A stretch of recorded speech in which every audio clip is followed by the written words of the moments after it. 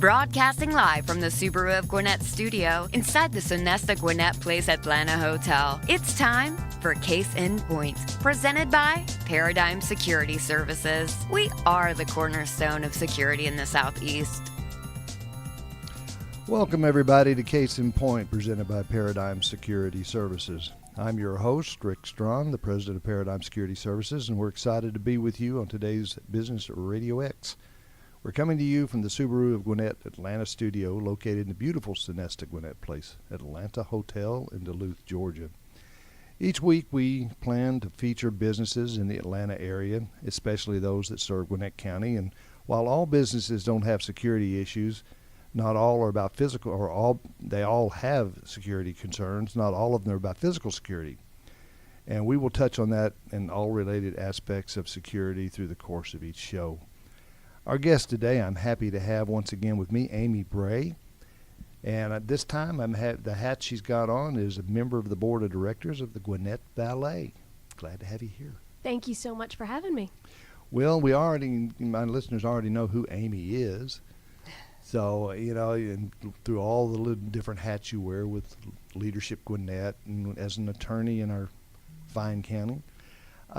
Let's talk a little bit about what's going on with the Gwinnett Ballet, because you've got a lot of stuff going on. Yes, we do. It's quite crazy and vibrant right now. Well, I know you've got a spring performance that everybody is familiar with, Alice in Wonderland. Yes, we're doing a production of Alice in Wonderland the end of March 23rd and 24th at the Central Gwinnett High School Theater.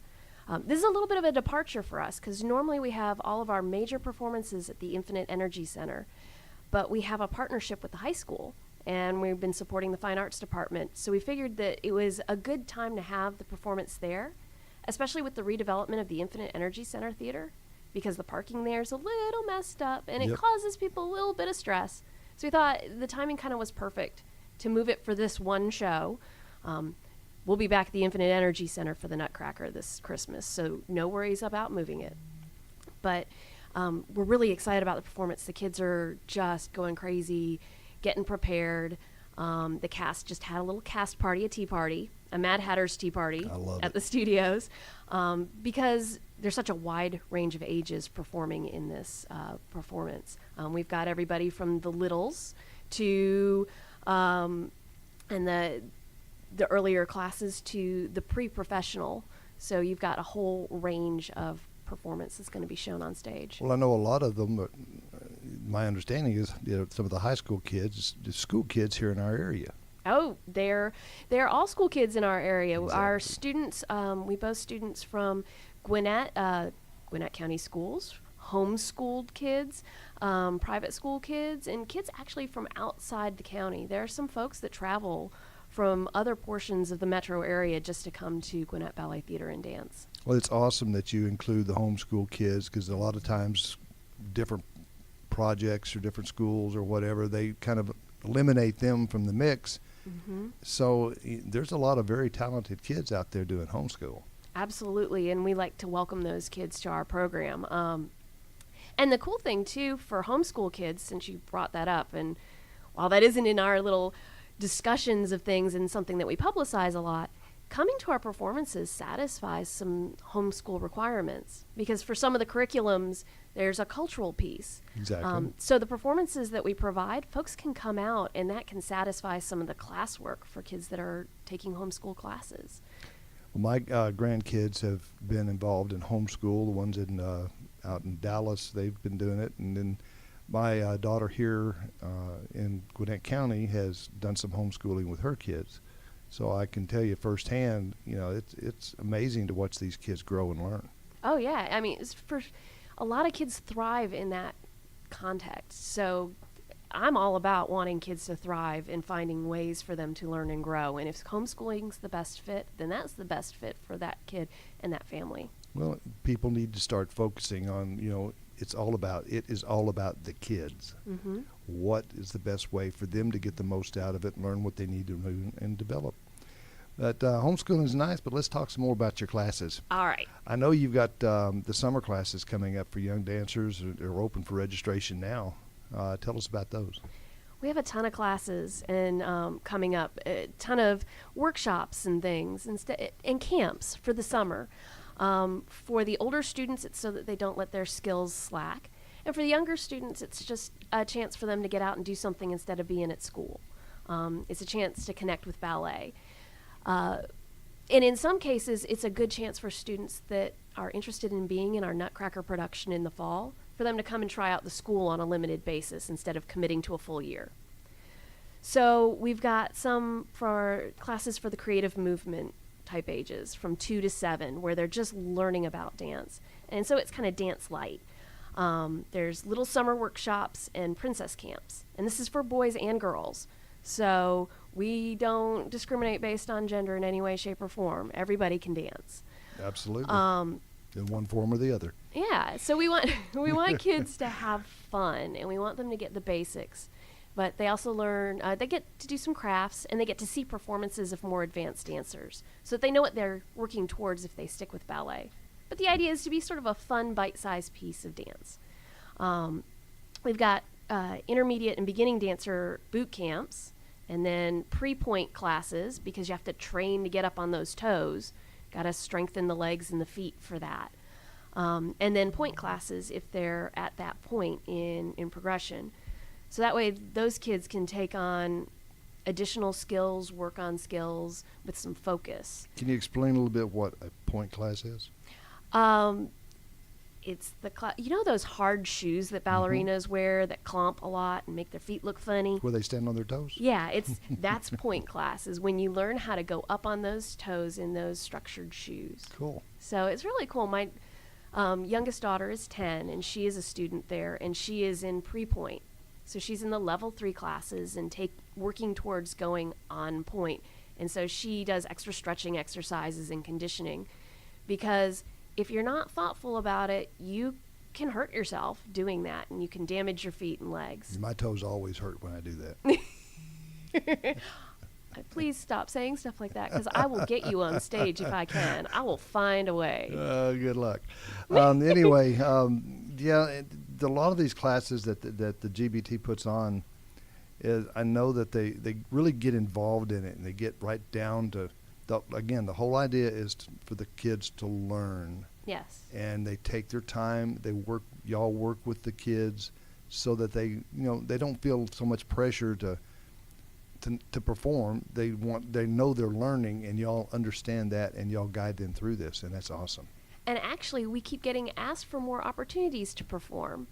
So something else that I didn't put in my notes, but we're working on opportunities for our students to perform more in public. And that includes, we're working with the Gwinnett County Public Library System. And we're going to have some little snippets of performances in some of the branches, so that we're bringing ballet to whoever's at the branches, and enriching their programming while giving our students more chances to perform in public. Well, we talk a lot about ballet, but I also know that y'all do the tap, and you have modern jazz and hip hop, and talk about a little bit of the things besides just the ballet. Yeah, for a routine during the school year classes, you can actually take hip hop, modern, and jazz at Gwinnett Ballet. Obviously, our focus is ballet, but dance comes in many forms, and so we like to support that. For the summer, we have a rhythm intensive class, which we bring in some special teachers, Xavier Lewis and Mary Beth Stinson, and they teach snippets of modern, jazz, tap, and hip hop to the kids. And those are intermediate and advanced classes. And at the end of each week, the students get to perform to show off what they've learned. So it's a little something different, and it's fun, and it will hopefully give people a taste of the other varieties of dance that are available to people. That's awesome. When I was a kid out and lived in Albuquerque, New Mexico, one of the things that I wanted to do was to learn to tap dance. And the only thing that I had a problem with was it was with a lady named Kay Windsor, who was a professional dancer, and then she started up Kay Windsor Studios and all that. So they required, in order to take tap, you either had to do ballet or you had to do the acrobatics. So that was a requirement. Did you take ballet? So I was forced into picking one or the other, and that the acrobat looked like a lot of work. You chose ballet to be So lazy? I chose ballet, but the problem was it's a lot of work. It is a lot of work. It is tough stuff. It is. I was once told that one of the greatest things about ballet at any age, because you can do it at any age because of the sort of the graceful motions, is that it's building your core. So it's kind of like Pilates in that sense. And so you get benefits throughout your body because of it. And it can actually reshape your body if you dance it sufficiently in a good way. But you build your core up. So she wanted you to so you did do ballet. So I did Oh my ballet. goodness. Hated everything I did, except as I look back on it, and as I looked back later, it was really a lot of fun. I just didn't want to admit it. And, I was not into wearing a tutu, which just, if any of you boys are out there want to know about it, you don't have to wear a tutu. We don't make the boys wear tutus. Yeah, but we didn't either. But that was the thought that was in my mind. Oh, my God, I'm going to have to wear a tutu. So, but we didn't. We had the leotards and leotards and all that, just because it's easier to move when you can expand and, twist and turn. But one of the things I did find out, and for all you men out there that have sons that play football, it is an absolutely fantastic thing to work. If you've done that, it helps your moves, it helps you coordinate, it helps your balance and everything else when you're playing football. And it really helps these kids in their football game because, and actually, you can do a little research and you will find that there are a lot of pro football players that at some point have done ballet. Mm-hmm. That's true. They don't talk about it a lot. But they really are. I mean, they do that. And there's some of them that have actually talked about it and discussed it and said it really helps them. Ballet dancers are some of the most amazing athletes out there. When you think about what it takes for the human body to engage in those kinds of leaps, like the amount of air that they get and the strength in their legs to move that way, and then the cardiovascular benefits of having to move so swiftly, so much, in such a controlled fashion. And if you ever just look at dancers' bodies, like their arms and legs, and you see the muscles, Oh, yeah. like these are powerful people. When I'm talking to my daughter about dancing, we talk about the fact that she's an athlete. Absolutely. And that's one of the reasons we have a partnership with Children's Healthcare of Atlanta. We have them come out. We have some of their physical therapists. They're sponsors of our Nutcracker and our performances. But also, we have a partnership where they come out and they have physical therapists that come out and help our dancers. So they'll be there, a night or two a week during regular classes, and they'll be there during our performance runs so that they can help the students with exercises and stretches and things to keep them in healthy shape. Because otherwise, you can get injured pretty quickly. During our 3-week run of the Nutcracker, there are usually a significant number of issues because people get tired and they stop paying attention to what they're doing, and they have a moment and they twist something wrong, or Same way in any sport. Yes, absolutely. So we're taking care of our student athletes, and so we've got folks there that help them. My own daughter's benefited from it. She was having some problems with her hips and her knees, and they gave her some stretches, and in a week or two, it was all good, right as rain. And we had parents that were bringing their kids in, and they're saying, normally at this point, my kid's got knee wraps, my ankle wraps, things like that as they dance. We didn't see as much of that in this past year, where we had a dedicated sports therapist there helping the students. Well, they give them guidance that go along with it and let them know what to do, what not to do, when to recognize they need to stop. Yes, they help them recognize their limits, which is an Exactly. amazing thing to teach a youngster, is to recognize their physical limits. Well, and those limits transcend into other parts of their life. When you're taught to understand, recognize, and accept, which is the big thing for kids, is accepting that they have limits, because a lot of them, they don't want to look like they're, weak, or they're a wuss, or whatever you want to call it. So they push on past that, and a lot of times reach into that area where it actually hurts them. Mm-hmm. And we don't really want them to do that. Exactly. We want them to push themselves to achieve more. Exactly. Because there's that magical area where you push yourself past where you thought you could go.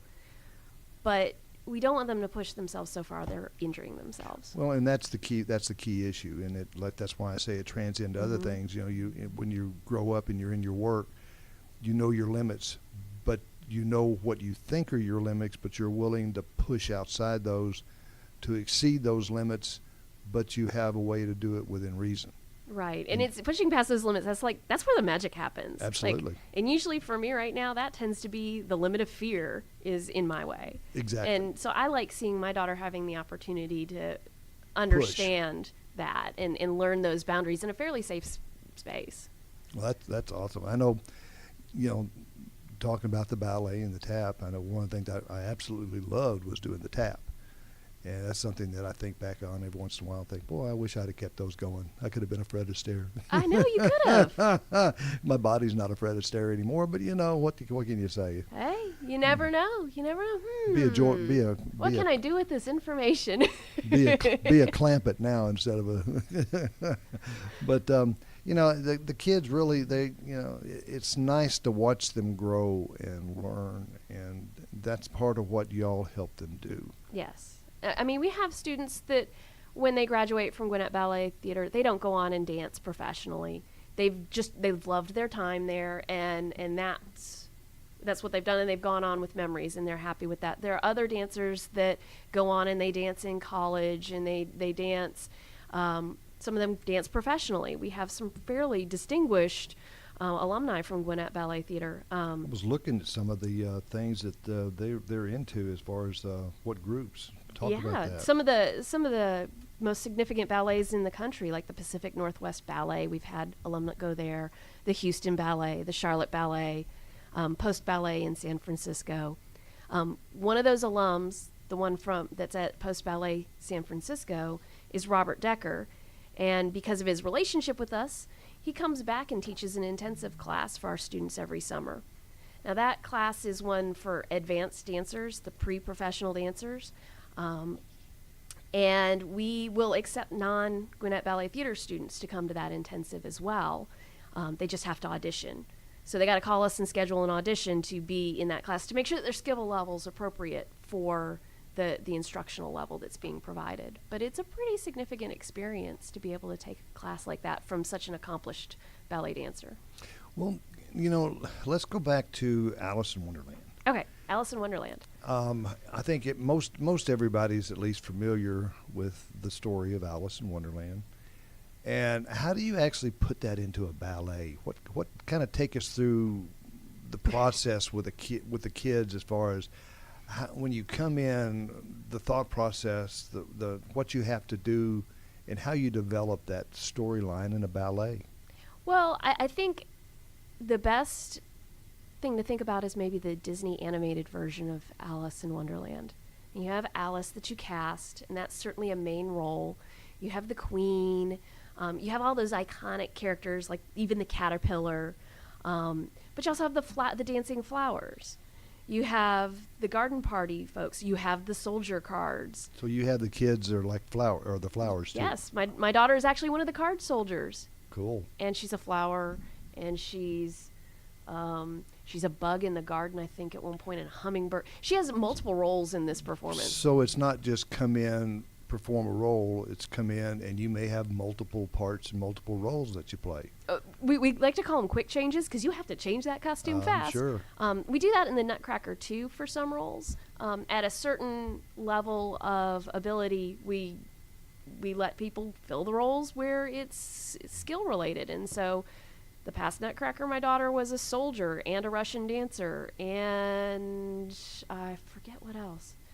The years are starting to blur. Soldier captain. She had multiple roles. And so, depending upon the performance, she would either do one or two roles, or, do 3 or 4 in a weekend. So with Alice, she has 4 different roles, and she is going to dance all 4 roles during these performances. That's it. Do they do it all 4 roles in one performance, or I think so. Wow. I haven't seen a separated cast sheet, so yeah, it's going to be a lot of dancing in one show. For those young kids that really like the dancing, then that is something that they know they're going to be active and busy during the whole thing, and it won't be.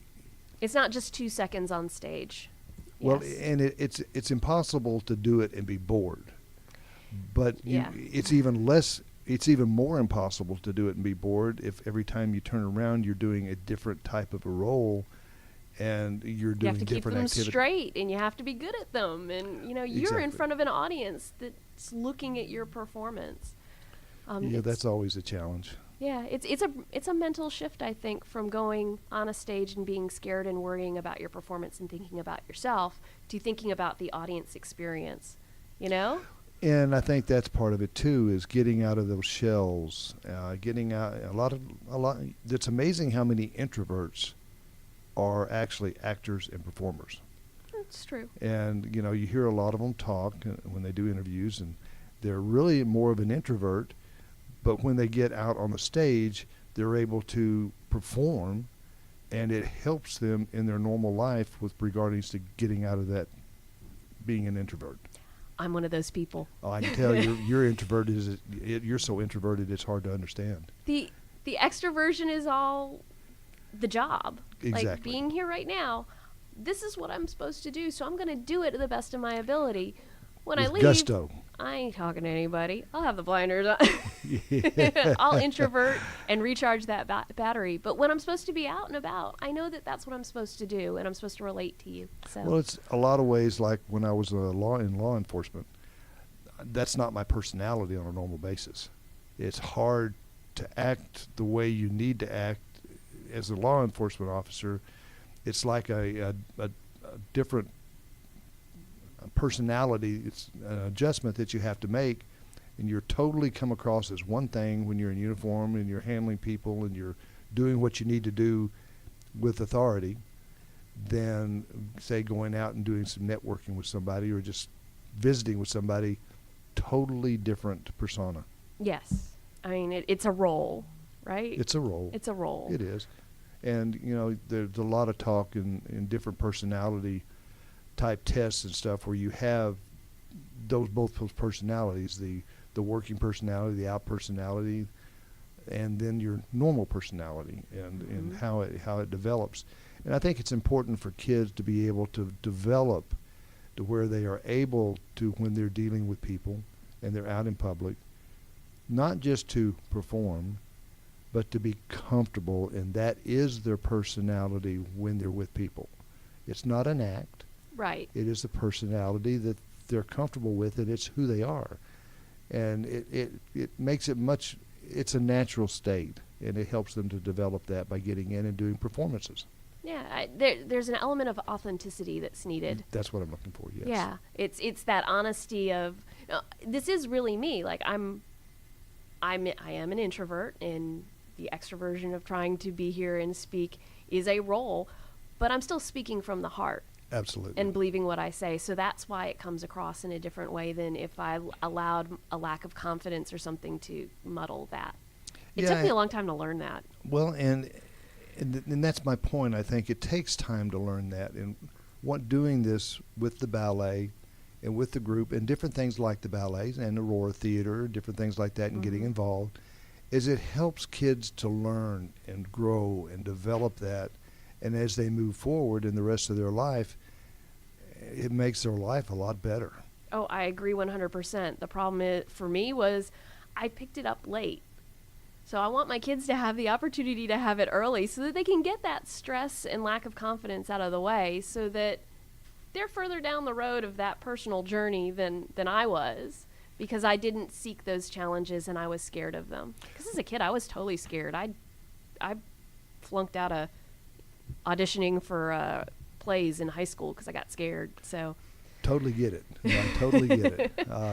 It's that you've always got the butterflies, but it's how you manage them. Exactly. Whether you corral them and let them pull you along, or whether you kick let them aside and whether go they for stop it. you.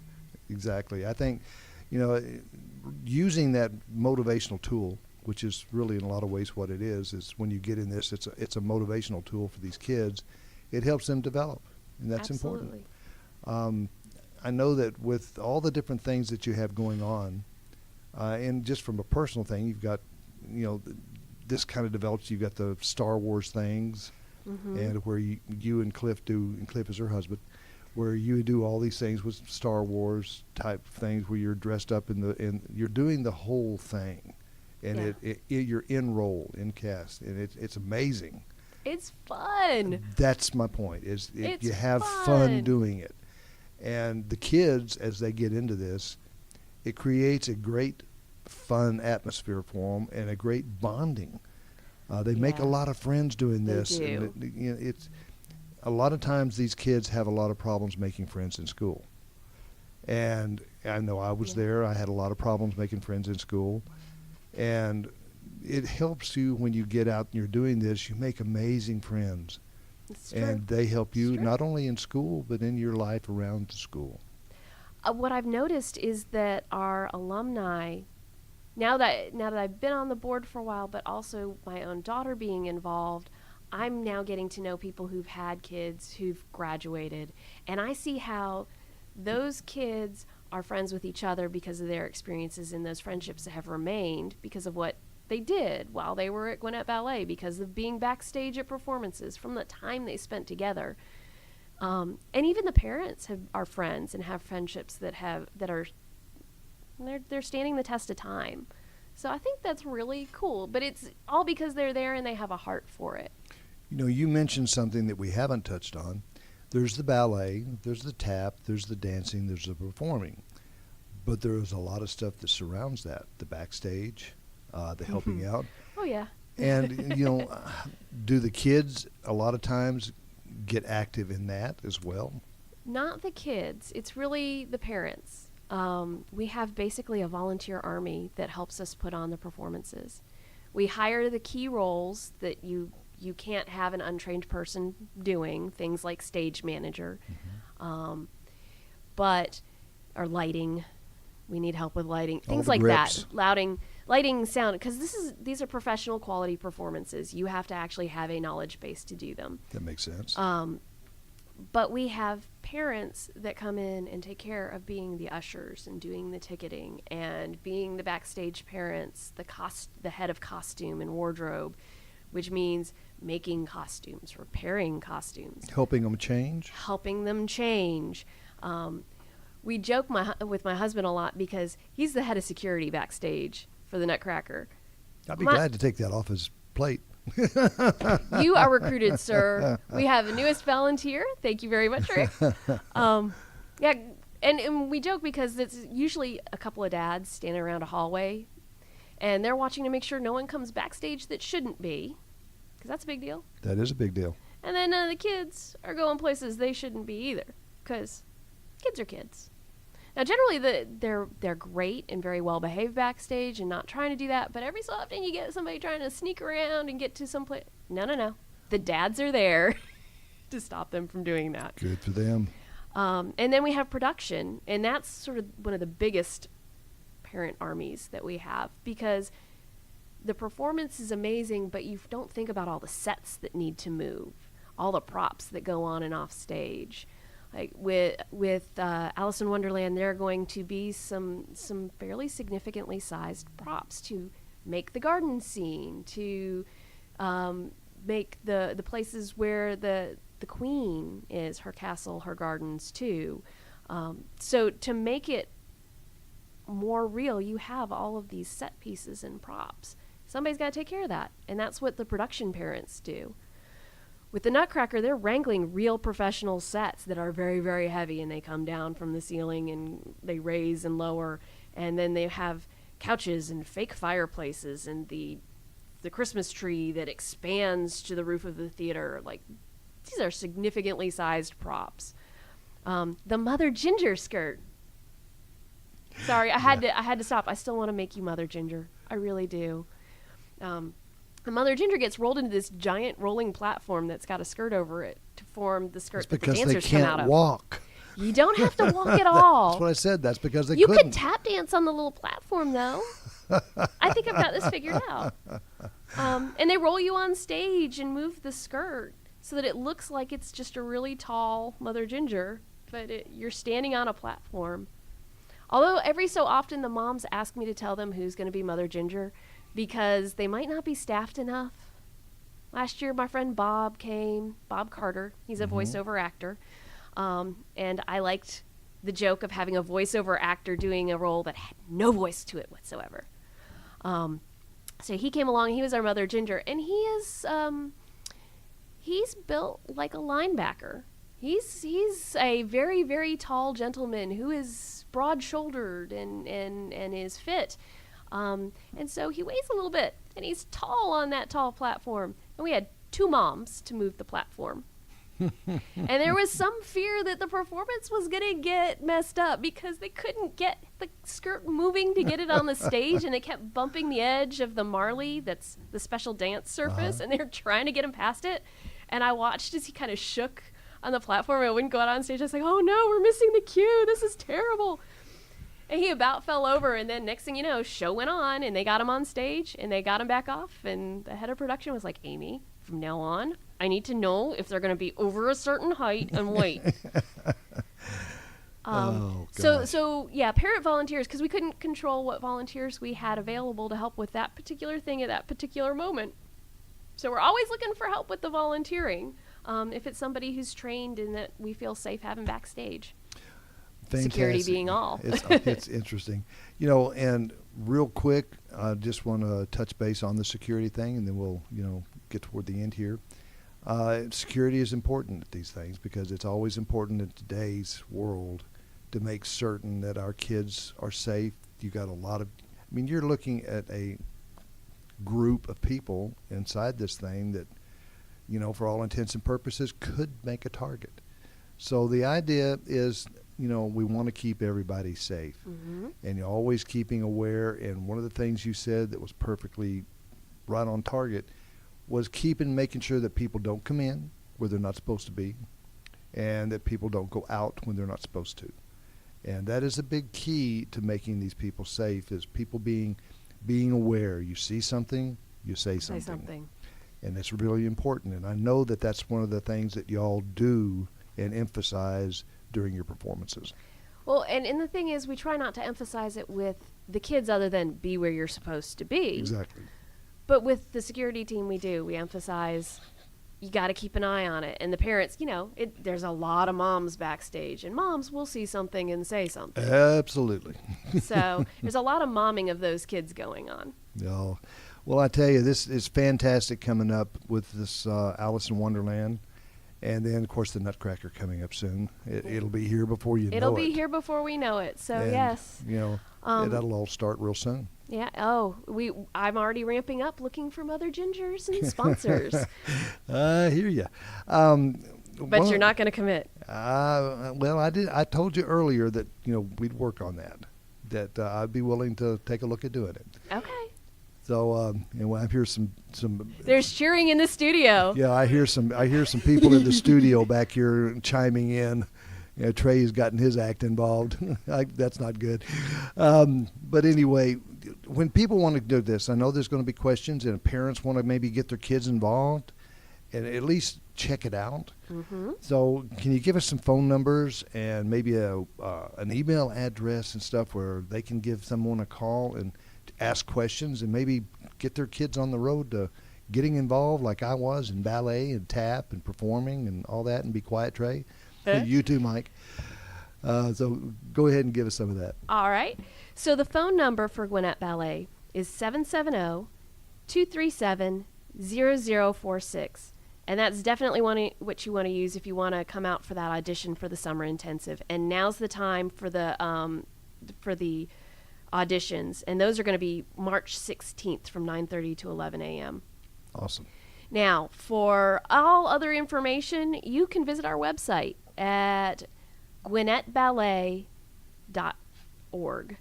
I almost flubbed that and said com, but that is org, because we're a nonprofit. We've been around since 1977. And for the summer classes, they can add a /summer classes. And yes, /summer classes, because the registration's right there on our website. So easy peasy, you don't have to talk to a human being if you don't want to. But you'd still be welcome to call us at 770-237-0046 if you wanted to. Well, I think it's some fantastic information. It's a great job that y'all are doing with the kids. I love it. Our community has got so much going on in the way of arts that Gwinnett is just above and beyond in a lot of places, and it's awesome. Yeah, I frankly love it, and I love how much it adds to our economy. People just don't tend to think about that, how many dollars it brings in. Absolutely. So. And, not to mention the fun for the kids. Absolutely. So, well, again, Amy, thank you. And as it gets closer to the Nutcracker, we're going to have you on again to talk about it. Excellent. And And talk about fitting you with a wig for Mother Ginger. Of course. Well, I want to thank you for joining us. You all heard it here. I want to thank you for joining us on Case in Point, and I think that one was on point, presented by Paradigm Security Services. Remember, you can join us live every Wednesday at 11:30 in the morning, or you can listen to our show anytime you want, and I know you want to, by going to businessradiox.com, clicking on the Gwinnett Studio, and then click on Case in Point. Join us next week at 11:30 when we will talk with business leaders about their businesses and related security issues in today's world. Thanks again so much to my guest, Amy Bray. And for our producers, I thank Mike and Trey. And again, I'm Rick Strawn. And remember, at Paradigm Security Services, we cover more than just your assets.